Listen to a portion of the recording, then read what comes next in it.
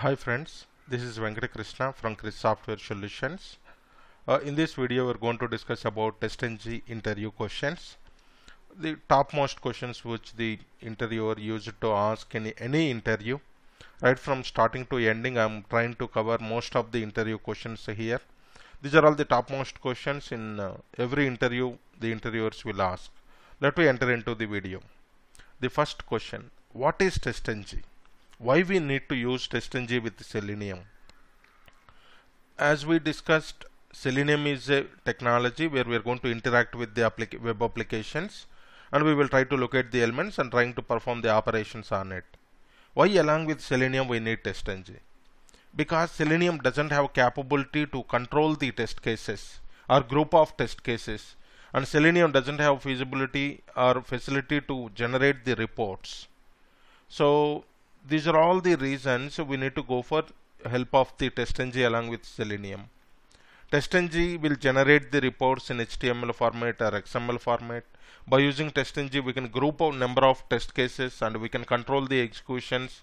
We can provide the input data in different formats or data providers format, and we can control the test cases, which method to execute, which method not to execute and all. And we can execute group of test cases, and we can maintain the dependencies between one test case to another test case, and also it is a open source. So because of all these advantages, we need to go with TestNG with Selenium. Next, second one, what is annotation? Why we need to know about annotations?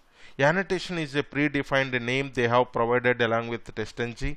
Each annotation will be performing the one particular functionality. So by using the annotations, we are controlling the group of test cases, what to execute, what not to execute, and all we can manage it. So that is the importance of the annotation. Annotation is something like it is a predefined name provided with TestNG. Each name will have some functionality, when to execute and where to execute. So that is about the annotations part. Next, what are all the various annotations we have in TestNG? So below are the different annotations we have in TestNG. Before shoot, first one is a before shoot, after that before test will execute, and then before class, and then before method, and if required before groups also going to execute, and then after method, after class, after test, after shoot will be executed. So this is the order of the annotations, how TestNG will prioritize the annotations, what to execute first, what to execute next. Instead of we are maintaining complete functionality in a single method, we are dividing our functionality into different methods. These all are different methods, but by using the annotations, it will understand, TestNG will specify us when to execute which method and all. Okay, the first method TestNG is going to execute before shoot, and then before test it will execute, and then before class, before method, and then at the rate test annotations will execute, and then after method, after class, after test, and after shoot. This is the order it is going to execute for any method or any at the rate test method. So this is the hierarchy how it is going to execute different methods. Okay, fine. How to off the test case not to execute? You have written at the rate test annotations, at the rate test methods in your script, but you don't want to execute. Then how you can do that? You can do that by giving the enable equal to false to the at the rate test annotation. Automatically it is going to not execute that particular method. So by using, see, we need to give at the rate test annotation for each and every test case. Coming to our testing terminology, we need at the rate test annotation is a test case. So each and every test case we need to provide the at the rate test annotation. Then automatically it will be recorded into the reports as well. So if we don't want to execute any test case with at the rate test annotation, then we need to give enabled equal to false. Then it is not going to execute that particular test case. Similarly, how to set the priority to test cases? I am having 10 at the rate test methods in my class. I want to prioritize which one to execute first and next and all. Then priority attribute is there. By using priority attribute, you can set the priority of the test cases. So least value is a topmost priority. It means 0 is a topmost priority, 1 is next priority, 2 is next priority, like that. So lowest value is a topmost priority in the priorities. Okay, well, sixth question, how to provide the description to your test case. How you will provide the description to your test case. So we will provide the description by using description attribute. We can provide the description to the any test method. So like this way, description equal to whatever the description you want to give it to that particular test case, you can give like this way. How to run the specific test case n number of times. In the interview frequently asked question, I want to run my test case 10 times. How you will do that? For that, the attribute invocation count is there. Just you need to give here invocation count equal to 7 or 8 or 9 or 10 or 5 or 4. Then the test method will execute that many number of times. That many number of times this test method will execute and will give us the results. So the next one will be how you manage method dependencies. I want to depend on few more methods. If those methods will be passed, then only execute these methods. Then we have the attribute depends on methods is there. By using depends on methods, you can control the execution of the methods which is having dependency on other methods. Now you may get a question here. If login method is failed, then what is going to happen? Then this test method will be skipped.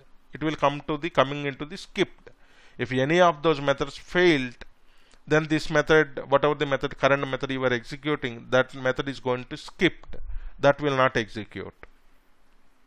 How do you execute the particular section of the tests, either smoke tests or integration tests you want to execute? For that, they have provided one attribute, that is groups. You can specify here what is the group name to your test case. Then from the testng.xml, we can specify what group you want to execute and all. Based on that, the group of the test cases we can execute. How do you provide the test data to your @test method? Okay, one method is there having @test. How you will provide the test data to that method? We can provide the test data to that method by using data providers. Data provider is a two-dimensional array where we are going to have our data that we need to provide as an input to your @test method. So by using data providers, easily we can provide the test data. Which order? See, below are some methods are there. Which order the methods in the below program is going to execute? See here. Here I have given enable equal to false, so this method is not going to execute. So similarly, priority 2 I have given, priority 1 is there, priority 2 is there. So lowest priority is the priority 1. First it will execute this test method verify button. Next, these two are having same priority. Then which order it is going to execute? Very simple. Alphabetical order, it is going to check these two method names. Whatever is the first alphabetical, then that is going to execute. See, verify C is there, verify function is there. So this is the method we are going front in the alphabetical order. So this method will be executed and then this method is going to execute. So like this hierarchy, we are the testng is providing us to how it is going to execute and all. Similarly, which order below methods will execute? See, I have before shoot, after shoot, before class, after class, test methods are there, and before method, after method is there. So in which order it is going to execute? As I told you, first is a before shoot, and then before test it is going to execute, and then before class, and then before method, and then @test annotation will be executed. Again, after method, after class, after test, and after shoot is going to execute. This is the order of annotations, how it will execute. Similarly, could you please write the example on depends on methods in testng? Very simple. See, this is a login method. This is a verify home page and logout method. See, for example, this verify home page method is depending on login. Then you need to provide like this way. Depends on method login. If login is failed, then this method is not going to execute. This method will be skipped. And see, this logout is depending on login and verify home page. These two methods it is depending on. In this case, if any of this method is failed, then also logout will be skipped. It is not going to execute. Like this, how it is going to work depends on methods. Similarly, could you please write the example on groups in TestNG? So groups example, I am assigning this test case to the smoke, I am assigning this test case to the regression, I am assigning this test case to functional. So like this way, you can assign your test cases to the various groups. You want to execute any specific group, for example, in your project, your requirement is your lead or manager asked you to execute only the smoke tests because new build came to us, so you need to execute only smoke. Then putting in the test cases enabled equal to false, false, false to the multiple test cases is not that much easy, because we are going to have at least tens of methods or hundreds of methods. So very simple, you need to give the naming to the each and every method. Whenever you want to execute from the testng.xml, you can specify over there which group you want to execute, then that group test cases all will be executed and will give you the results to you. So like that, how in real time we are going to use the groups.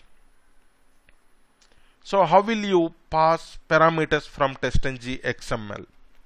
How we are going to pass the parameters? Very simple. This is a TestNG XML. We are providing here parameter and its name and its value. For example, you want to invoke only the Firefox browser on this test case. So you can give here Firefox and your browser name and wait time you also as a parameter. Then by taking these parameters, and this class is going to execute and will give us the results. So like this way we can pass the parameters to the particular test. Similarly, what is the importance of parallel and thread count? Very, very important interview question. See, for example, I have few classes, I am having 100 methods. I want to execute methods parallelly. At a time 5 methods parallelly I want to execute. Then is it possible through TestNG? Yes, it is possible. Not only methods, you can execute parallelly tests, you can execute parallelly classes. Yeah. So just you need to provide here parallel equal to methods, thread count equal to 2. Thread count will specify how many methods or how many classes or how many tests you want to execute parallelly. So that we are going to specify in thread count. So parallel equal to methods, thread count equal to 2. So parallelly 2 methods will execute. If one completed, another one will come parallelly. So at a time 2 methods are going to execute parallelly and give you the result. Let me assume I have given parallel equal to classes, thread count equal to 5. Then what will happen? So at a time 5 classes parallelly will execute and will give you the result. So that is the flexibility we are having with TestNG. So we can control the execution of the test cases. Well, how to include and exclude methods in TestNG? How we can do that? So by using, see here, this is our class name and we want to execute methods, but I want to execute only these 2 and I don't want to execute this method. That is the reason I have given here excluded. So this method is not going to execute now. Only these 2 methods will be executed and will give you the result to you. Similarly here also, I want to execute these 2 classes. Okay, so these 2 classes will execute and give the output to you. Did you observe or not? This is one test and this is another test. So like this way we can have n number of tests in your XML. That is not a problem for us. You can have a number of tests. In each test you can have a number of classes. Each class you can have a number of methods. But what to execute, which method need to execute, which method not, you can provide here include and exclude and you can provide it there. Or you want to execute all the methods in those classes, then you no need to specify methods tag here. So like this, how TestNG XML is going to work for us. Similarly, how you are going to provide the test data to your @test method. So @test method will allow you only to pass the data from data providers. There is no other way. The other way is inside of your test method you can read the data from the Excel and all. But externally you want to provide as an argument to your @test method, only the way is data provider. See this example. I am having one @test method. I am passing the input to this method by using data provider and its name is add.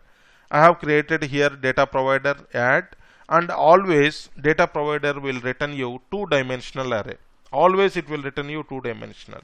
So input to your at the rate test method is a two-dimensional array.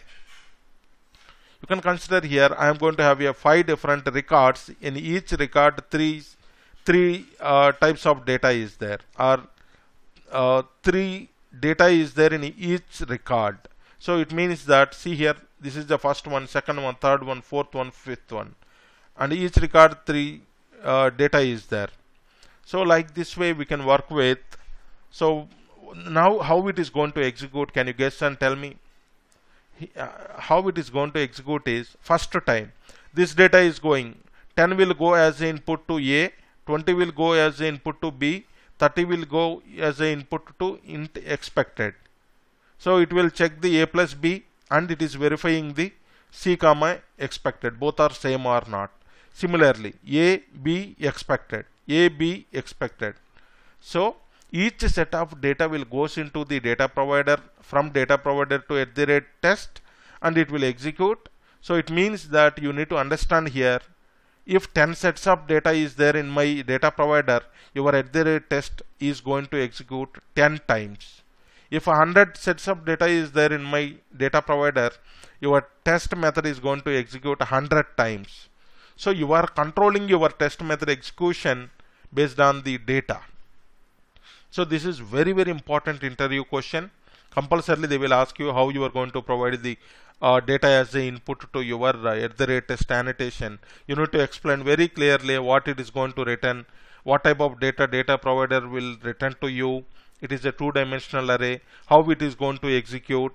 Okay, so very clearly you need to explain to the interviewer. So this is very important interview question. Now, what is the use of retry analyzer in TestNG? Retry analyzer is something like, you need to execute your script until your method will get pass. You can specify here how many number of times you want to execute your script or your method. It is a method level annotation. So you need to tell how many number of times you want to execute your method, or if for example 10 times you have given, but 5th time it got passed, then remaining 5 times it is not going to execute. Maximum is 10 times, but until it get passed. Okay, so like that how it is going to work. You may get a doubt here. Invocation count also is executing the same method n number of times, but difference here is invocation count will not think about whether test case is pass or failed. Irrespective of that, it is going to execute n number of times. But whereas retry analyzer will concentrate on whenever there is a pass in the test case, then it will not proceed further remaining times. So that is the difference here. So that is the importance of the retry analyzer. Next, how you need to use the listeners in TestNG. Listeners is something like, it is always listening our script execution. Listener name itself saying it is listens each and everything done by the script execution. Like this way you can provide here. So listeners you can specify here and which listener you want to. And listeners is a class level. This one is a class level. You need to provide which listener you want to. So you need to provide here class level. Like this way, if you will apply here, provided here in your suite level, then automatically this listeners applies to all the classes which you are executing from this testng.xml. How do you use the report-ng? Report-ng will generate the reports for us. How we are going to use report-ng? So same, very simple. In the listeners, you need to provide arg uncommons and reporting HTML reporter. Then it will take all the reports, or it will track all the statements executed by the script, and finally it will give you the HTML report for us. But in the real time and all, very less we are using HTML reporters. Mostly we are using extent reports will be there. We are using extent reports because of it will give you the graphs and pie charts, and it will provide you the environment details to you, and user friendly also very well.